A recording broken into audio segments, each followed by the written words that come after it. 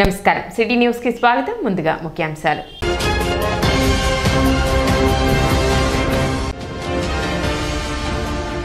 Rowdy sheeter పై PD act ప్రయోగించిన తెనాలి పోలీసులు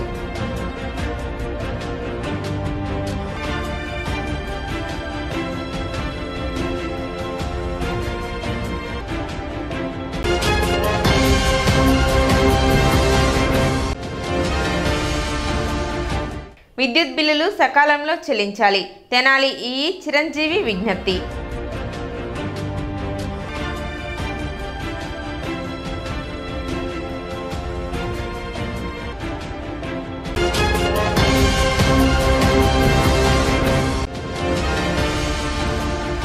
NRI degree కళాశాలలో ఘనంగా ఫిస్టా కార్యక్రమం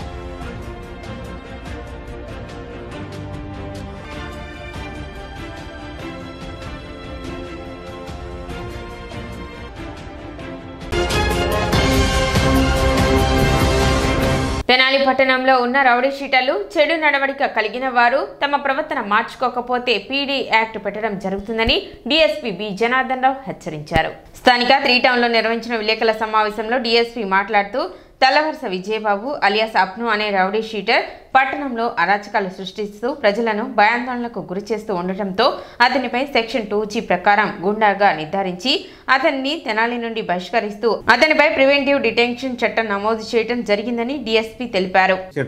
అతని పేరు తల్లవరస విజయబాబు అలియాస్ అప్ను అనే అతను ఇక్కడ రౌడీ షీటర్గా 2020 నుంచి చాలామంది అవుతున్నాడు. ఈరోజు అతని మీద గుంటూరు జిల్లా ఎస్పీ శ్రీ సతీష్ కుమార్ ఐపీఎస్ గారి ఆదేశాల మేరకు కలెక్టర్ గారు మాకు పీడీ యాక్ట్ ప్రయోగించడానికి అనుమతి ఇచ్చారు. ఈ పీడీ యాక్ట్ ప్రకారం ఇతని మీద ఈ పీడీ యాక్ట్ మేము పెట్టింది ఏంటంటే ఇతనికి 2018లో ఒక రేప్ కేసు పోక్సో అంటే ఒక మైనర్ బాలికని రేప్ చేసిన కేసులో 2018లో జైలుకి వెళ్ళి వచ్చాడు. తర్వాత జైలుకి వచ్చిన తర్వాత 2020 నుంచి ఇతని నేర చరిత్ర స్టార్ట్ అయ్యింది. ఇతను 4 బ్యాచ్గా చేసుకోవడం, పబ్లిక్గా రోడ్ల మీద ఎవరిని పడితే వాళ్ళని కొట్టడం, అవి వీడియోలు తీయడం, వాట్సాప్లో పెట్టి బెదిరించడం, ఈ విధంగా అతను మొత్తం టోటల్గా 2018 నుంచి నేర చరిత్ర స్టార్ట్ అయిన అతను 2021లో 2 కేసులు, 2022లో 3 కేసులు, 2023లో 5 కేసులు, 2024లో 2 కేసుల్లో ఇతను ఇన్వాల్వ్ అయి ఉన్నాడు. ఇందులో ఎక్స్టార్షన్ కేసులు ఉన్నాయి, 307 కేసులు ఉన్నాయి, మైనర్ బాలికలను వేధించిన కేసులు ఉన్నాయి. ఇవన్నీ కూడా మేము ఒక రికార్డు డెవలప్ చేసి కలెక్టర్ గారికి సబ్మిట్ చేయడం జరిగింది. దాని మీద మాకు ఇతని మీద ప్రివెన్షన్ అండ్ డిటెన్షన్ యాక్ట్ కింద మాకు అనుమతి ఇచ్చారు. ముఖ్యంగా ఈ ప్రివెన్షన్ అండ్ డిటెన్షన్ యాక్ట్ అంటే ఇతన్ని మనం డైరెక్ట్గా కలెక్టర్ గారు ఉత్తర్వుల మేరకు ఫర్దర్గా ఎటువంటి నేరాల్లో ఇన్వాల్వ్ కాకుండా, నేరాలు చేయకుండా, ఎవరిని ఇబ్బంది పెట్టకుండా ఉండడానికి ఇతన్ని రాజమండ్రి సెంట్రల్ జైలుకి తరలించడం జరుగుతుంది. ఇతను మినిమం 6 నెలలు రాజమండ్రి సెంట్రల్ జైల్లో కేసులో ఈ యాక్ట్ ప్రకారం ఉంటాడు. తర్వాత అతని ప్రవర్తన బాగుంటే ఉంటాడు, లేదంటే ఇంకో 6 months ఎక్స్టెండ్ అవుతుంది. తెనాలి సబ్ డివిజన్ పరిధిలో రౌడీ షీటర్లకి హెచ్చరించేది ఏంటంటే, మాకు రౌడీ షీటర్ ఉంది, మాకు అదేదో డిగ్రీలో చాలామంది ఫీల్ అయ్యే పరిస్థితులు లేవు. మీరందరూ ఎటువంటి పరిస్థితుల్లో నేరాల్లో ఇన్వాల్వ్ అయినా కఠినమైన చర్యలు తీసుకుంటాం. తెనాలి 1 టౌన్ పోలీస్ స్టేషన్ పరిధిలో మిమ్మల్ని బైండ్ ఓవర్ చేయడం జరిగిన రౌడీ షీటర్ ఒక రౌడీ షీటర్ని బైండ్ ఓవర్ చేసాం ఎంఆర్ఓ గారి దగ్గర, ఫర్దర్గా ఎటువంటి నేరం చేయకుండా ఉండడానికి. అతను మరలా ఒక కేసులో ఇన్వాల్వ్ అయ్యాడు, క్రిమినల్ కేసులో. దాని మీద అతను బౌండ్ ఓవర్ని మరలా ఎంఆర్ఓ గారి దగ్గర ఫోర్ఫీట్ చేయడానికి పెట్టడం జరిగింది. అతను 2 లక్షలకు బౌండ్ ఓవర్ అయ్యి ఉన్నాడు. ఆ 2 లక్షల రూపాయలు కట్టమని ఎంఆర్ఓ గారి దగ్గర అతను ప్రొడ్యూస్ చేయడం జరిగింది. అతను ఆ డబ్బులు కట్టలేకపోతే తెనాలి మండల తహసీల్దార్ గారు ఎగ్జిక్యూటివ్ మేజిస్ట్రేట్ హోదాలో అతనికి 1 నెల రోజులు జైలు విధించి అతన్ని బాపట్ల సబ్ జైల్లో పెట్టడం జరిగింది. ఈ విధంగా మీరు బైండ్ ఓవర్ అయినా ఏం కాదులే, పీడీ యాక్ట్ అంటే ఏం కాదులే అనే పరిస్థితులు లేవు. మీరందరూ కూడా సక్రమంగా మెరిగి మీరు మంచిగా ఉండి మీ రౌడీ షీట్లు తీపించుకొని ఎటువంటి నేరాల్లో ఉండకుండా ఉంటేనే మీ పరిస్థితులు బాగుంటాయి. స్వర్ణాంధ్ర స్వచ్ఛాంధ్రలో భాగంగా ప్లాస్టిక్ పై పట్టణంలో నిషేధం విధించడం జరిగిందని కమిషనర్ బండి శేషనాథ్ తెలిపారు. పట్టణ ప్రజలు ప్లాస్టిక్ వాడకుండా చేతి సంచులు విధిగా వాడాలని, ప్రభుత్వానికి సహకరించాలని అన్నారు. ఎవరైనా నిబంధనలు అతిక్రమించి షాపుల వారు కానీ, కూరగాయల బండ్ల వారు కానీ సింగిల్ యూజ్ ప్లాస్టిక్ ను వాడినా, అమ్మినా కఠిన చర్యలు తప్పవని కమిషనర్ హెచ్చరించారు. స్వర్ణాంధ్ర స్వచ్ఛాంధ్ర అనే కార్యక్రమం గత జనవరి మాసం నుంచి రాష్ట్రంలో జరుగుతుంది. ప్రతి నెల 3వ శనివారం రోజు ఒక కార్యక్రమంతో రాష్ట్రం అంతటా కూడా అది గ్రామాలైనా పట్టణాలైనా కూడా జరుగుతున్నాయి. ఈ యొక్క కార్యక్రమాలకు స్వయంగా ముఖ్యమంత్రి గారే వెళ్తున్నారు. వెళ్ళి ఆ ప్రాంతంలో ఆ యొక్క ఇష్యూస్ గురించి నేరుగా ప్రజలతోటే ఆయన వెళ్ళి అడిగి వాళ్ళ యొక్క సమస్యలు కానీ అవన్నీ కూడా గమనించుకుంటూ చేస్తున్నారు. అంటే ఇందులో ప్రధానంగా శుభ్రత గురించి, ఆరోగ్యం గురించి అవుతున్నాయి. అందులో భాగంగానే మన పట్టణంలో కూడా జనవరి నుంచి అవుతున్నాయి. ఈ మధ్యలో ప్లాస్టిక్ గురించి అంటే సింగిల్ ప్లాస్టిక్ యూసేజీ దాని గురించి కూడా మనం చక్కగా చేసాం. అందులో భాగంగానే 120 మైక్రాన్స్ లోపల ఉన్నటువంటి అది ఏ రూపంలో ఉన్న కూడా ప్లాస్టిక్ అదంతా కూడా అవాయిడ్ చేయాలి. అది ఎందుకంటే గత 2 నెలల కిందటే లేదది, ఆ రోజు నుంచే బ్యాండ్ అది. సో ప్రజలందరూ కూడా గమనించుకొని ఇది అనారోగ్యానికి చాలా అంటే దగ్గరగా ఉంటుంది.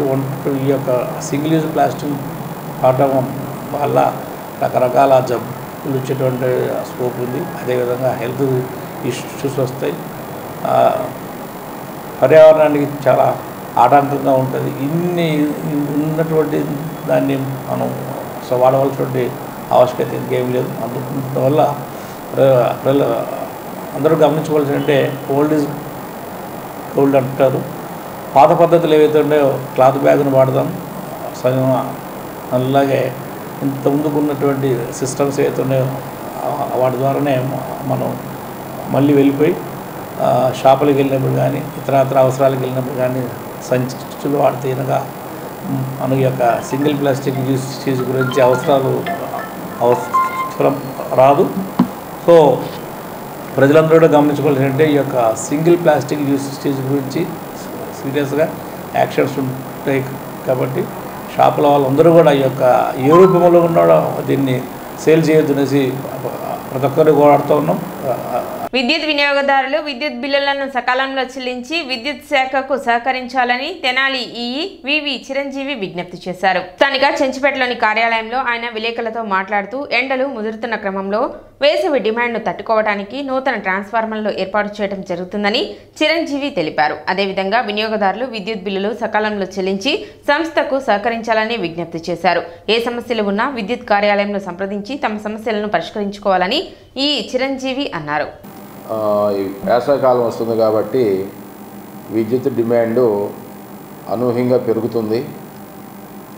దానికి తగినట్టుగా లాస్ట్ ఇయర్లో వచ్చినటువంటి ప్రాబ్లమ్స్ని గుర్తించి అలాంటి ప్రాబ్లమ్స్ మళ్ళీ ఇప్పుడు రాకోకుండా ఉండటానికి డిపార్ట్మెంట్ సైడ్ నుంచి అనేక చర్యలు తీసుకుంటున్నాము. ట్రాన్స్ఫారాలు పెట్టడం కానీ, వైర్లు మార్చడం కానీ, ఈ సబ్స్టేషన్లో ఉన్నటువంటి పెద్ద పవర్ ట్రాన్స్ఫారాలు వాళ్ళు ఇంకోటి పెట్టడం కానీ, ఉన్న వాటిని కెపాసిటీ పెంచడం కానీ, లైన్లు బైఫర్కేట్ చేయటం కానీ, ఇలాంటివి ఆ ఫీల్డ్ కండిషన్స్ బట్టి ఈ సమ్మర్ని మీట్ అవ్వటానికి ఎలాంటి ఇబ్బందులు లేకపోకుండా అధిక లోడు పడినా కానీ దానివల్ల విద్యుత్ కన్జ్యూమర్స్ ఇబ్బంది పడుకోకుండా ఉండటానికి కావాల్సినటువంటి చర్యల్ని తీసుకుంటున్నాము. దానికి సంబంధించిన వర్క్స్ చాలా వరకు కంప్లీట్ అయినాయి. మిగతా వర్క్స్ కూడా ఇంకో 15 రోజులు 20 రోజులు ఏప్రిల్ మధ్యలో కల్లా కంప్లీట్ అయిపోతాయి. ఇంకెక్కడైనా సరే మీకు ప్రాబ్లమ్స్ ఉంటే ఈ మా వాళ్ళు చేసిన పనులు కాకుండా మీరు ఎక్కువగా ఫ్రీక్వెంట్గా ఫీజులు పోవటం కానీ, కరెంటు పోవటం కానీ ఇలాంటి ప్రాబ్లమ్స్ గుర్తిస్తే కనుక సంబంధిత విద్యుత్ కార్యాలయాల్లో చెప్పండి. ఏఈ గారు ఉంటారు, ఏడీ గారు ఉంటారు. మీకు అక్కడ కూడా సాల్వ్ కాకపోతే కనుక ఇక్కడ చెంచుపేటలో మన కరెంట్ ఆఫీస్ ఉంది, డివిజన్ ఆఫీసు, తప్పకుండా రండి. మన నోటీస్కి వచ్చినటువంటి సమస్యల్ని డిపార్ట్మెంట్ ఆఫ్ ప్రొసీజర్ ప్రకారం 100కి 100% కూడా సాల్వ్ చేస్తాము. డిపార్ట్మెంట్ పద్ధతులు ఉంటాయి, పద్ధతిగా ఉంటాయి. ఇర్రెగ్యులర్గా ప్రొసీజర్ లేకుండా ఉంటే కనుక మేము చేయలేం కదా. డిపార్ట్మెంట్ పద్ధతి ప్రకారం ఉన్నాయన్నీ కూడా తప్పకుండా సాల్వ్ చేస్తాము. ఎన్ఆర్ఐ ఎడ్యుకేషనల్ సొసైటీ ఆధ్వర్యంలో నడపబడుతున్న డిగ్రీ కళాశాలలో శుక్రవారం స్టూడెంట్స్ ఫెస్టా 2025ను ఘనంగా నిర్వహించారు. ఈ కార్యక్రమంలో భాగంగా CEO CH ఉమామేశ్వరరావు మాట్లాడుతూ యూనివర్సిటీ ఫలితాలలో అగ్రస్థానంలో దూసుకుపోతున్న మా విద్యార్థుల మానసిక ఉల్లాసం మరియు మనోవిజ్ఞానం కోసం ఇలాంటి ప్రోగ్రాంలు నిర్వహించడం జరుగుతుందని తెలిపారు. మా విద్యార్థులందరూ డిగ్రీ కోర్సు పూర్తి చేసుకుని ఉద్యోగాలలో స్థిరపడాలనే మా దృఢ సంకల్పం మా విజయానికి కారణమని అన్నారు. ఈ సందర్భంగా CH ఉమామేశ్వరరావు ఎన్ఆర్ఐ డిగ్రీ కళాశాల principal M Lazar Babu, junior కళాశాల principals S Sivanarayana, K Krishnareddy, schools dean Kishore, principals Seetha, Jayanthi మరియు అధ్యాపకేతర సిబ్బంది విద్యార్థులను అభినందించి శుభాకాంక్షలు తెలిపారు.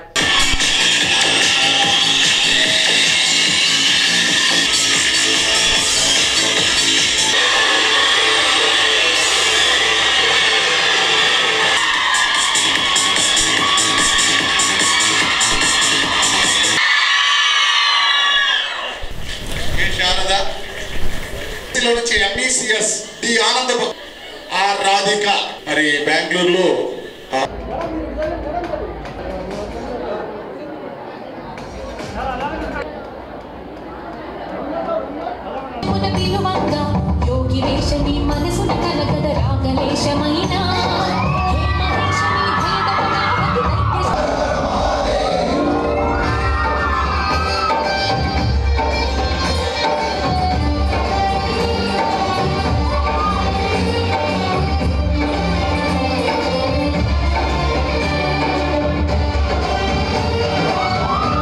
ఓవర్కమ్ అయ్యే విధంగా చేయొచ్చు అనేటటువంటి దృక్పథంతో ముందుకు వెళ్ళాను ఫస్ట్.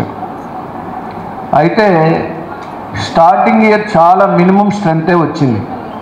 ఎందుకంటే మనకున్న కొన్ని టెక్నికల్ ప్రాబ్లమ్స్ వలన మనకి చాలా తక్కువ స్ట్రెంత్ వచ్చింది.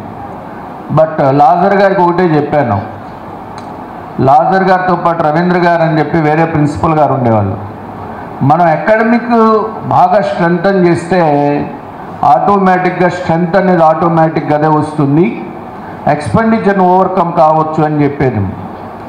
దానికి రెగ్యులర్గా ఆల్ డిగ్రీ కాలేజెస్లో ప్రోగ్రామ్ ఎలా జరుగుతుందో స్టడీ చేశాడు. చేసినప్పుడు వాళ్ళకన్నా కూడా అకాడమిక్గా డిఫరెంట్గా చేస్తే డెఫినెట్గా మనం యూనివర్సిటీ లెవెల్లో ఇప్పుడు దాకా మన శివనారాయణ గారు, కృష్ణారెడ్డి గారు చెప్పారు 95%, 99% యూనివర్సిటీ లెవెల్ ఎలా వచ్చింది అనేది.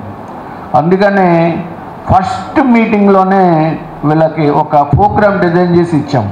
ఇంటర్నల్ ఎగ్జామ్స్ అనేవి చాలా ఇంపార్టెంటు, మిడ్ ఎగ్జామ్స్ అనేవి చాలా ఇంపార్టెంటు కాబట్టి ఒక కరికులం డిజైన్ చేసి ఇవ్వటం జరిగింది. Third BSc MScs got first place in 5th semester in AME. Result point of view semester wise 2022-25 batch. First semester got 93.33%, second semester 94%, third semester 92.5%, fourth semester 94%. Present now 5th semester got 99%. 22-26 batch, that is second year. Got first semester 92.67%, second sem 93%, third sem 94%. Next, first year batch, that is 24-27 batch. First semester got 94.5%. So second semester running, sir, and placement statistics are 24-25. 24-25 లో placement కి సంబంధించిన statistics ఇలా ఉన్నాయి, sir. So our students who got placement in the following companies, sir. So 8 members selected Infosys, 10 members TCS, 11 Wipro, 16 members Tech Mahindra and 14 members MRF. ఇప్పుడు ఒక చిన్న విరామం.